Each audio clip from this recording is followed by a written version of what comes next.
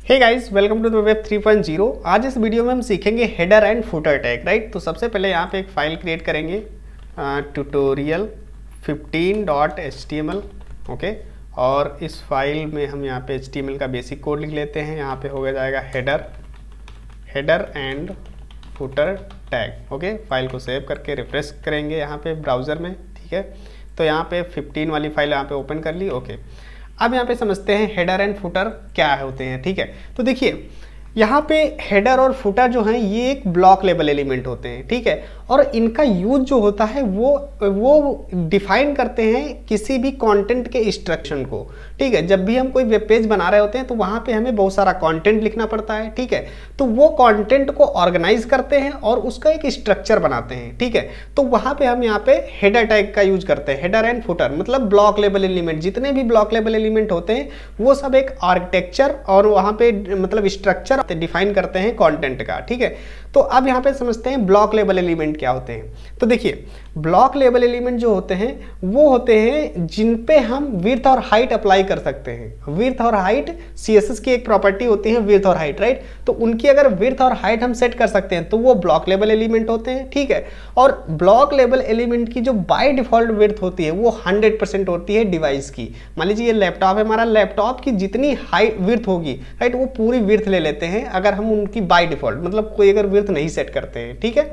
अब यहाँ पे देखते हैं हेडर और फुटर का क्या यूज होता है। देखिए हेडर और फुटर का यूज जो होता है, जैसे कि इनके नाम से भी पता चल रहा है, हेडर मतलब हेड मतलब जो टॉप में हो, और फुटर मतलब फुटर मतलब जो बॉटम में हो, ठीक है। इसको समझते हैं एक रियल लाइफ एग्जांपल से। जैसे कि यहाँ पे हम चलते हैं जो यूज होती है, जैसे कि वेबसाइट, कोई भी वेबसाइट ओपन कर लो, जैसे हम W3 स्कूल्स की वेबसाइट ओपन कर ली, ठीक है।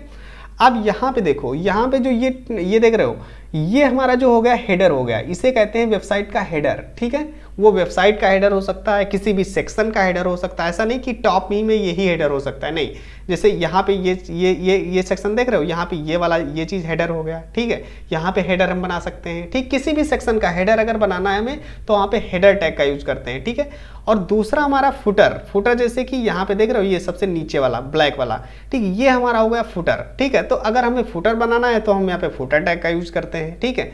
अब जरूरी नहीं कि ये लास्ट की वेबसाइट के लास्ट में ही फुटर हो, आप इस सेक्शन में, जैसे कि यहाँ पे हमारा क्या हो गया, जैसे ये हम देखते हैं यहाँ पे ये वाला, ये देख रहे हो, ये हमारा फुटर यहाँ पे बना सकते हैं। तो कोई भी अगर सेक्शन बना रहे हैं, ठीक है, उसमें हेडर और फुटर बनाना हो तो हम यहाँ पे यूज करते हैं हेडर एंड फुटर टैग का, ठीक है।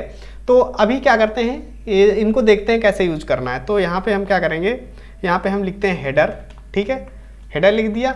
और अब इसके अंदर कोई भी कंटेंट, यहाँ पे लिस्ट हो सकती है, ठीक है, यहाँ पे LI कर लेते हैं। और यहाँ पे जैसे कि होम, ठीक है, इस तरीके से अबाउट, ठीक है, सर्विसेज, कॉन्टैक्ट, ठीक है। तो इस तरीके से यहाँ पे क्या कर दिया हमने, हेडर में यहाँ पे डाल दिया। अब फाइल को चलते हैं, यहाँ पे सेव कर लेते हैं। तो ये देखो हमारा यहाँ पे हेडर बन गया, ठीक है। अब इसको CSS के थ्रू हम इसको हॉरिजॉन्टल कर सकते हैं। तो फिलहाल यहाँ पे क्या है, ये हमारा एक हेडर है, ठीक है। ये हमने लिस्ट जो है हम लोगों ने प्रीवियस वीडियो में पढ़ी हुई है, तो अगर आपने लिस्ट के बारे में नहीं पढ़ा तो जाके वीडियो चेकआउट कर सकते हो। तो यहाँ पे हमने क्या किया, हेडर लिख लिया। अब यहाँ पे हमें इसका पता नहीं चल रहा है कि ये हेडर क्या होता है, कैसे मतलब क्या इसकी विड्थ। तो मैं अभी आपको थोड़ा CSS लगाकर यहाँ पे दिखाता हूँ आपको। तो अभी क्या करते हैं, यहाँ पे हम स्टाइल टैग का यूज कर लेते हैं, ठीक है। और इसमें क्या करते हैं, हेडर, और इसमें एक प्रॉपर्टी CSS की लिखते हैं बॉर्डर, ठीक है। बॉर्डर 1 पिक्सल सॉलिड एंड यहाँ पे ब्लैक कर देते हैं, ठीक है।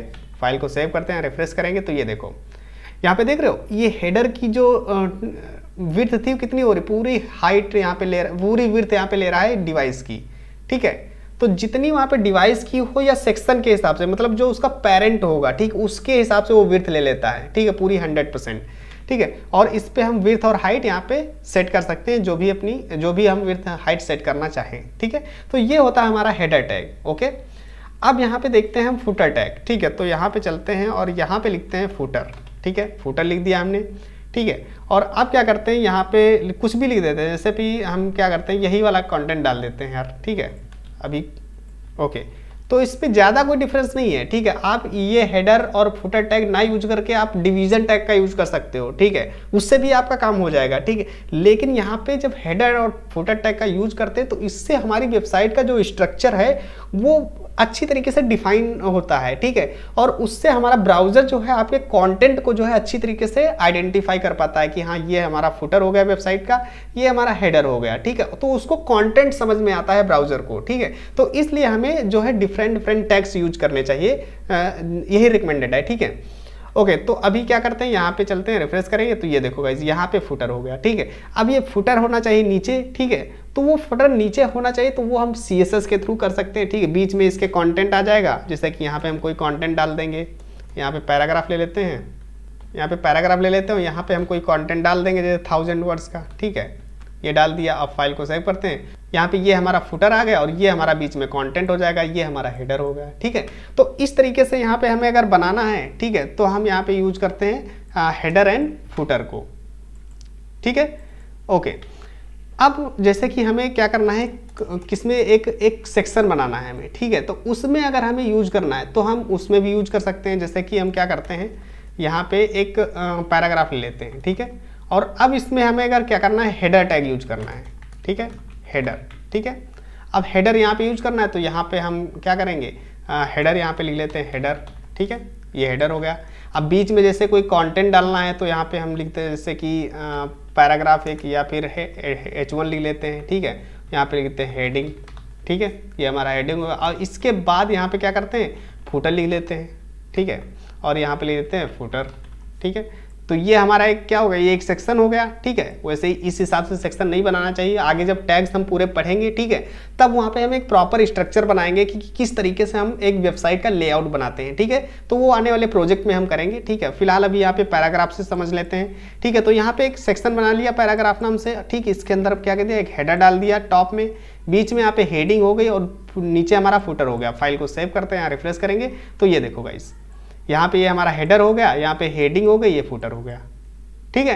तो इस तरीके से आप पर्टिकुलर किसी सेक्शन के लिए भी हम यहाँ पे हेडर और फुटर टैग यूज कर सकते हैं। तो यही यूज होता है हमारा हेडर एंड फुटर का। तो आई होप गाइज ये दोनों टैग्स जो हैं आपको समझ में आए होंगे। तो thank you so much for watching the video, see you next video guys, take care.